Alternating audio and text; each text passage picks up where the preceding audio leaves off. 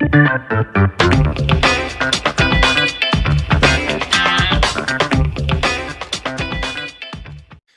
and welcome to another episode of the Real Estate Investing Club. I'm your host, Gabe Peterson, and this is the place investors go to gain actionable advice, learn about current market trends, and hear war stories from other professional investors out there in the field today. Before we get started, I have two quick housekeeping items for you. First, if you like this episode, we would very much appreciate a like, subscribe, and share. It is the best way to support the show and keep it running far into the future. Second, if you're a new investor looking to get started in real estate or an experienced investor looking to take your investing to the next level, I've created an ebook just for you that will cover how to find deals that are actually deals, how to finance those deals with little to no money down, and how to exit those deals for maximum value. On top of that, I throw in an insane amount of free bonuses that you'll have access to once you buy the ebook. All I charge is our admin costs to keep this show running. So if you're serious about real estate investing and want to create both active and passive income as an investor, head on over to the website at therealestateinvestingclub.com and click on the button that says get the ebook in the upper right-hand corner to grab yourself a copy. With that said, let's dive right in. Today we have a very special guest with us, ready to drop some investor knowledge on you. So buckle up, grab your pen and paper, and enjoy the ride. All right, we are live. Today we have with us Sarah Weaver, an investor who also teaches other investors how to invest out of state. Sarah, thank you very much for coming on the show today. How you doing? I'm great. Thanks for having me, Gabe. Absolutely. To get us started, why don't you tell everybody, who you are, where you're from, and how you got started in real estate in the first place? Yeah, absolutely. So my name's Sarah Weaver. I'm originally from Kansas City. And I guess I got started way back when. My childhood was playing on dirt piles at construction sites. My dad has always worked for a home builder, and my mom used to work in construction cleaning. So she would take it from all the crazy subcontractors tracking in mud to home ready. And now she cleans personal houses. And so I guess I've always grown up in the real estate world. I hadn't really thought of that in a while. Then I got into real estate as an agent and quickly realized I wanted to only work with investors. And now I'm an investor myself, and I work for a real estate brokerage. Awesome. I love it. So you were born into the real estate world. I've always been jealous of those people because you got the knowledge like from birth, and that's great. But you are not calling from the United States. You're calling from a different country. Where are you calling from? Yeah, it is. What time? It is Saturday morning, 11 a.m. in New Zealand. I am calling from Wellington, New Zealand this morning. Wellington, New Zealand. I love it. And that is not an accident. You chose to go there because your main focus is kind of creating that freedom in your life via investing and for other investors, so you can be location independent and kind of go where you want and live the life that you want, right? Yeah, absolutely. I'm a strong believer that your income can be location independent so that you can live wherever you want. That way you can invest where the numbers make sense. Awesome. I love it. So, before we get too far into that, I want to go a little bit farther back, back to when you first got started in real estate. You said your parents were real estate people, so you kind of got that kind of education. When did you first buy, your first investment, your first wholesale, your first flip, whatever it may be? Yeah, absolutely. So I guess I should clarify. I mean, my dad built houses and my mom cleaned houses, but they actually weren't the first to introduce me to the idea of real estate investing or real estate sales. It was something I kind of came to on my own after traveling for a few years, realizing, okay, it's time to look at not taking a job, but actually focusing on a career. And so I thought being a real estate agent sounded like a really great idea. And I learned about 3 months in that it wasn't going to be a very good fit. If you want to be a really good real estate agent, you really need to live and breathe the city that you're selling in. And I'm a traveler. And so that just wasn't going to work for me.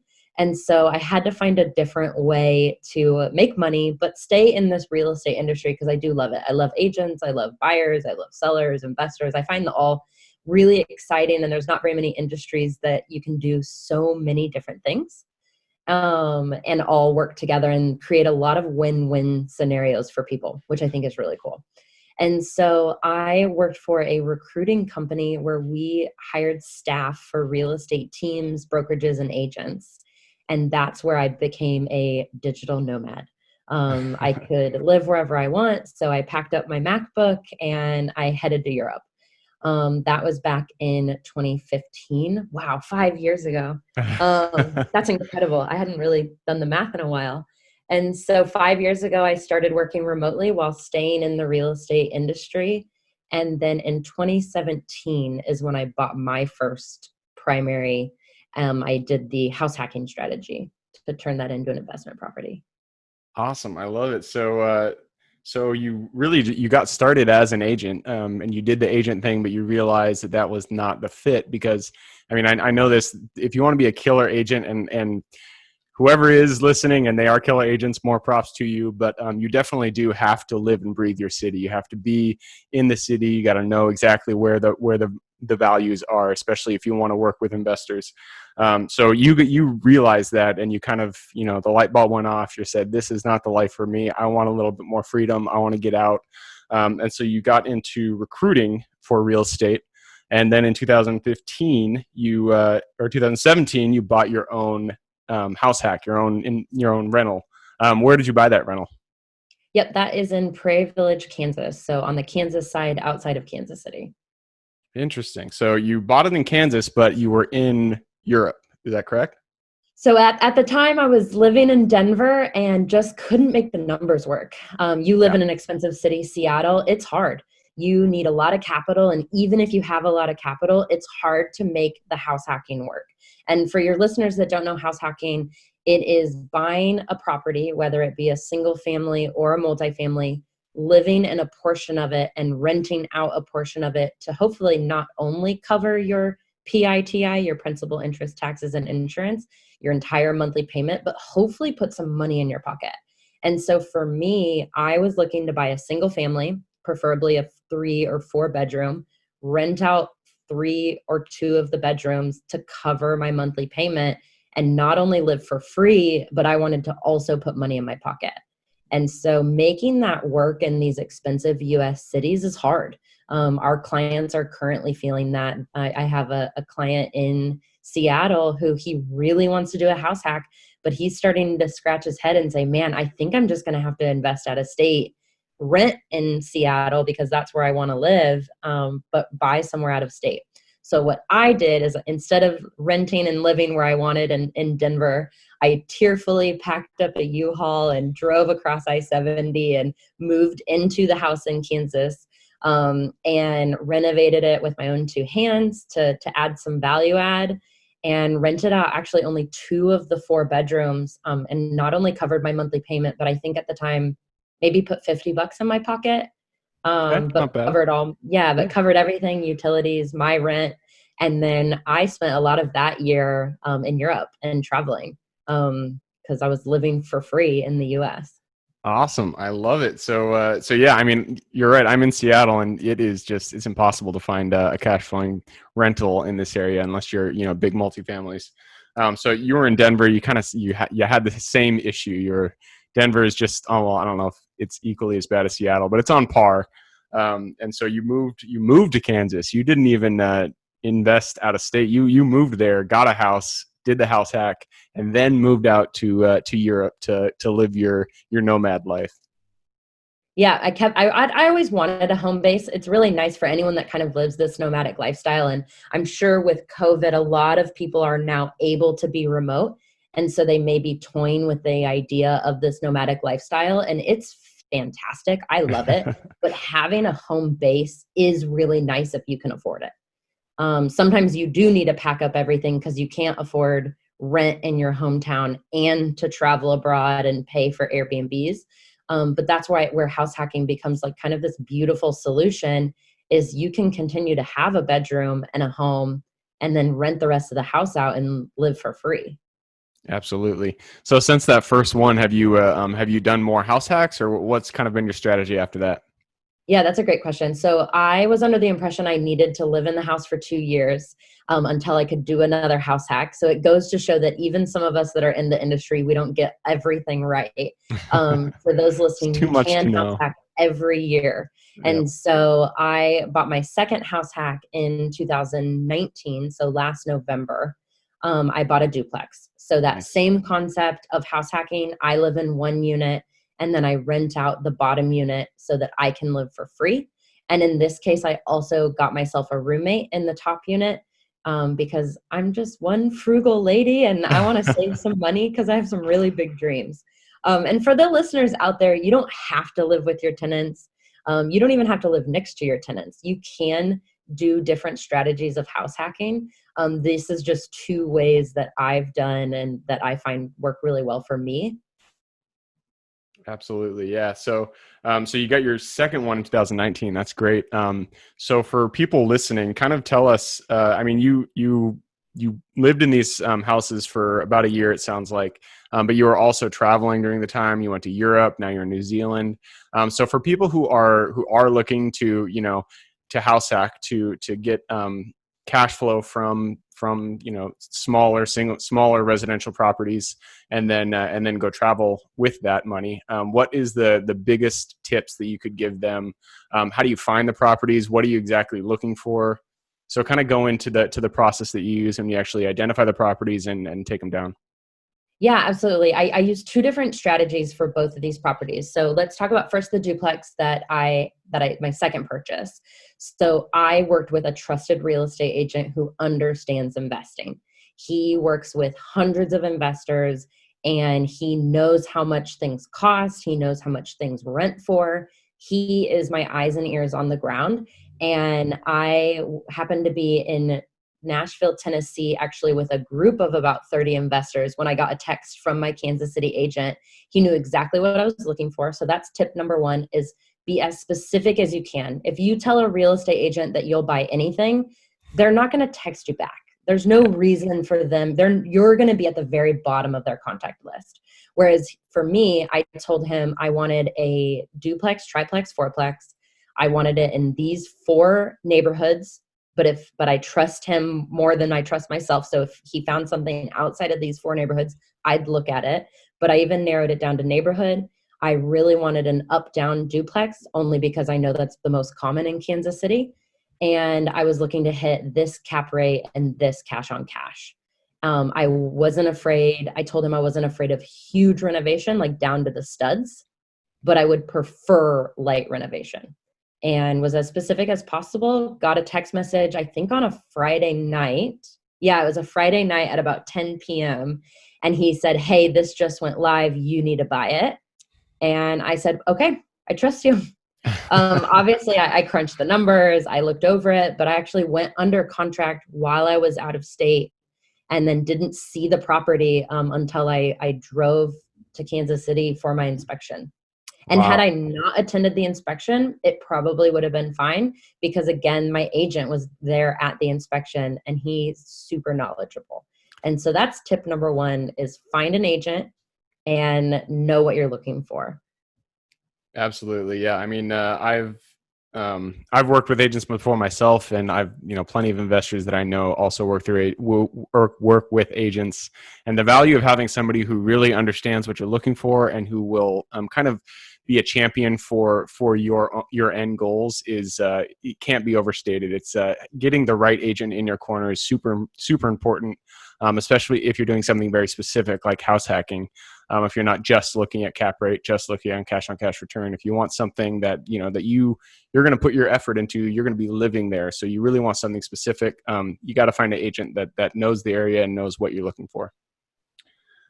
So you bought these rentals, and then you did the renovations yourself, right? You didn't hire out contractors. For the duplex, I did hire out contractors. It needed light renovations. And so I hired out contractors that my agent or property manager found for me. Also, Okay. we have to remember my dad builds houses. And so That he's helps. a huge asset. Did he do anything? No, he loves me. And he said, "I'm done. I don't want to do manual labor unless I'm getting paid the big bucks." And so I said, "Okay, Dad, maybe in 5 years." I love it. It's a good dad right there. He said, "I've done my time. You do it now." Yeah, but he That's looks great. over everything, and that's super helpful. Yeah, for sure. So now that you have these, you're managing them from afar. I mean, you're in New Zealand right now. So kind of tell us, how is the management process going? How are you managing these properties? Obviously, they're renting, they're bringing you income right now. So how are you doing it internationally? Yeah, absolutely. Well, I'm crazy and I'm self-managing. And I don't recommend that for everyone. It's not for everybody. But for me, I don't mind getting a Facebook message from one of my tenants saying, "Hey, the dryer's broken. What do I do?" And then passing along the number of my maintenance guy. For me, it hasn't been that much of a struggle, also because I know these properties really well, because I either renovated the single family. I actually renovated the upstairs of that house down to the studs. Oh wow! And so and I lived in that And you property did for, that work yourself, didn't you? You said the single family you were I doing it did. yourself.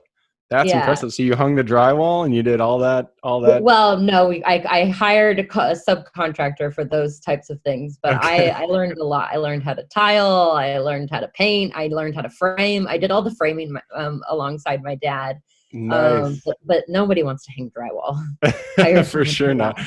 Actually, my first flip, I both hung the drywall and I did the tiling, and then I got like halfway through, and I was like, "Shit, I just gotta hire somebody." So I did, and the contractor came in, and he was like, "Who did this? This is horrible work." And I'm just like, "Oh, yeah, I probably shouldn't have done that." But uh, that's We got to learn. And honestly, I'm probably gonna at some point self-managing. I'm gonna feel the same way. I'm gonna be like, why am I doing this? yep, yep, And yep, yep. so it's funny talking about self-managing, because it's not something I would recommend for every investor. It's not probably worth your time and your headache. For me, it's working well right now, but it's not scalable. And Yeah, so, absolutely. I mean, mark my words, I won't be doing this 2 years from now. We hope so. It does take a lot to self manage for sure. So you mentioned something just very briefly. You said maintenance guy. One of the things that a lot of people struggle with when they are self-managing is you got to have these people on call. You got to have a Rolodex of people that you can rely on to get the work done, especially if you're out of state. So how did you go about finding a reliable maintenance person, contractor, etc., when you live so far away from your house? Yeah, I think other investors are your biggest asset. I know there are some investors out there with what I consider an old school mindset, or a scarcity mindset, where they think like, "Oh, I'm not going to share with you my guy." But I have found that, especially in Kansas City, the fellow investors are your best resource. And sometimes I'm passing on deals because I can't buy everything. And so I'm able to add value to the other investors if they're giving me their electrician or their painter or their lawn guy. I can return the favor either when they need someone, or when I pass on deals. I'm like, "Hey, did you see this come up on the MLS?" Or, "Hey, I have this other deal that off market. Are you interested?"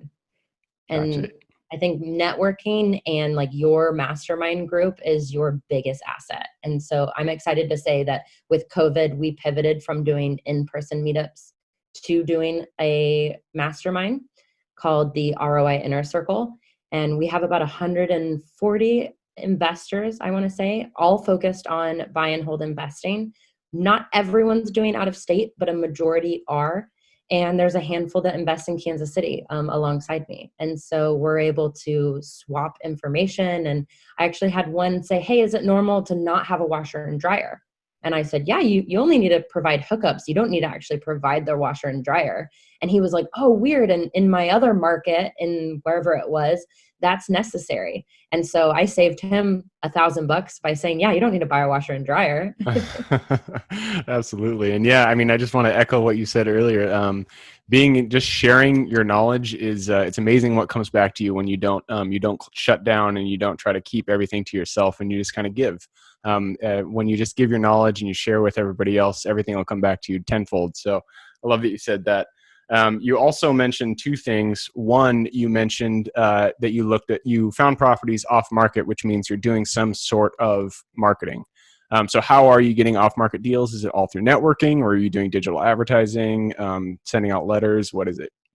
Yeah, that's a great question. So that's what I do. That's my day job. So I work for a real estate brokerage. Funny enough, it's actually based in Seattle. I don't know if you knew that. Nice. But it's a referral based brokerage, and we work with agents. We call them agent partners all across the country. We're in about 27 markets right now. And just like my agent in Kansas City, he's one of our agent partners at Agents Invest. And they are our eyes and ears on the ground. And so they're constantly sending us deals. We're looking through them and then turning around and sending them to our group of investors. And so just to kind of give you an idea of scale, in the month of July, we have sent 66 deals across the country. And those are not units. If I counted Wow. units, we're in the hundreds, maybe even up to 1,000. That's But awesome. yeah, 66 deals as of, well, 3 days ago. So maybe I've hit 70. I haven't counted. I love it. Congratulations. Yeah, well, It's, I think it's a huge testament to the on the ground teams. I mean, I don't have the bandwidth to find 70 great deals across in 5 different markets in 10 different, whatever it is. I don't have the bandwidth, but instead we have built relationships over the past 2 years with these agents who they're our eyes and ears on the ground. And honestly, they're some of our most valuable players. I love it. Yep.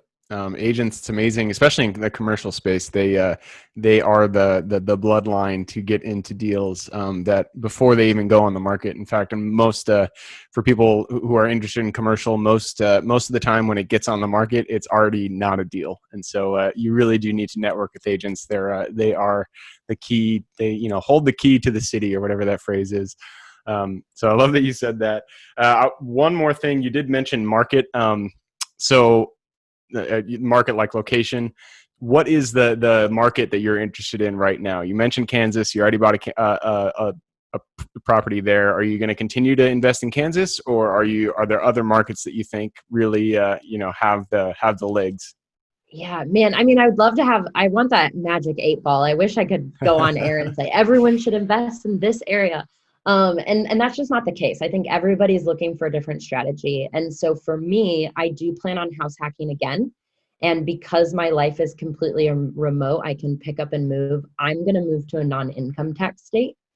And I see the value in that. And so there's 9 of those states across the country. I'm narrowing in on 2, Tennessee and Texas, and likely going to purchase my next house hack in one of those 2 states. And then because I'm such an advocate of out-of-state investing, when it comes to just picking up investment properties, I'm looking in Indianapolis and Milwaukee, as well as Kansas City. Those are my 3 markets personally. But then our investors, we have quite a few deals closing in Tennessee, in Clarksville and Chattanooga, and in Texas and San Antonio and the Houston area. Oh, But then wow. we also have agents who are doing really well in New Mexico, in Colorado. I think I'll have to check, but I think we're in 18 states, if that Oh, sounds wow. about That's right. great. Yeah, so there's a lot of really good markets out there. And so I think everyone has a reason that they invest in whatever market they're in. Sometimes it's personal, and sometimes it's just comes down to numbers, whether it be population growth, job growth, wage, whatever it is. It's a really personal question. I do think there are markets out there that aren't best, but again, even investors are investing in those markets for whatever reasons. Absolutely. So if somebody did want to, somebody's listening, they do want to get involved in this network that you're talking about, finding good investment properties for their next purchase, what would be the best way for them to get involved there? Yep. So if you're an investor and you want to be connected with these teams, it is free to you. And so you can join our deal list at addictedtoroi.com. Addictedtoroi.com. There you go. Love it. So we are nearing the end of the episode. Unfortunately, we do like to keep this around 20 or 30 minutes. And so I always ask people, guests on the show, the same question. So I'm going to ask you two. We know that real estate, it's a roller coaster. It goes up and down, both financially and emotionally. So kind of take us to a good story that you've had that in your investing where you just something jumped out of the woodwork and completely caught you off guard, and kind of tell us what was the story and what was the lesson that you learned from that. Yeah. I think with the down to the studs reno, I did a lot of trusting in that. And what do we say in real estate? Trust but verify. Yeah. And my dad is used to new construction, and so he bought these windows for my entire house that were incorrect and unreturnable. Ooh, And that's tough. so, Yeah, so that was a cost that I had to eat and obviously push back my timeline. But in the scheme of things, it's exactly why you trust and verify. Even someone who you know knows building and knows houses, you still need to verify. And but trust me, my dad's made it very much up to me. I'm not mad about it anymore, I guess. I love it. So trust but verify. That is great advice. So if you were to go back to the Sarah who, let's see, that was back in 2005, just got started into real estate. You know, you had wide eyes. You weren't quite sure what you didn't have the confidence that you have right now. Go back to that Sarah and tell her one piece of advice going forward in real estate. What would that piece of advice be? Buy something faster. I love it. Do not waste time. That is great advice. Well, again, Sarah, thank you very much for jumping on the show. I really appreciated all the knowledge you shared with us, and I'm sure everybody listening and watching did as well. If somebody did want to get in contact with you, what would be the best way for them to do that? Yep, they can find us at addictedtoroi.com. And then if they want to find me personally, like any good millennial, Instagram is the best. And I'm Sarah D. Weaver on Instagram. And I have had people DM me and message me, and I love it. I'm more than happy to answer questions. And if there's something that someone heard on this and they're scratching their head, like, how on earth can I do that? Just send me a message. Perfect. I love it. There you go. Sarah D. Weaver on Instagram or addictedtoroi.com is the best way to get in contact with Sarah. I will also put her LinkedIn link in the show notes so you can jump there if you want to reach out to her. So again, Sarah, thank you for jumping on. For everybody listening and watching, we appreciate you coming along with us on this ride. The best way, again, to support the show is just to subscribe, like, and share with your friends and family. And we look forward to seeing you guys on the next episode. Thanks, Gabe. Thank you for joining us for another episode of the Real Estate Investing Club. I hope you guys enjoyed the episode as much as I enjoyed putting it on, and we're able to pull some actionable advice that you can apply in your own investing today in the field. Before you go, we have a gift for you. If you're a new investor looking to get started or an established investor looking to take your investing to the next level, I've created an ebook just for you, available on our website. This ebook will cover how I was able to create both active and passive income in real estate with very little money to start with. In it, I will address the 3 most often cited obstacles new and veteran investors run into by showing you how to find deals that are actually deals, how to finance a deal with little to no money down, and how to exit those deals for maximum value. And if you get the ebook today, I am throwing in a bundle of bonuses, 7 of them to be exact. The first one will be the off-market lead generation blueprint, which will take you through the exact systems and processes we use to generate off-market leads like clockwork, which is the most important skill when it comes to creating wealth in real estate. The second bonus is the A to Z REI systems and vendors guide, which will allow you to peek under the hood of our business and see the exact tools, systems, and even the vendors we use to see the success that we do. And the third bonus is the top 100 best performing keywords pack, which will give you the exact keywords we use to target motivated sellers online using PPC ads. The fourth bonus is our contracts bundle for wholesaling and renting real estate, which will give you access to all the contracts we use in the field to execute all different types of transactions.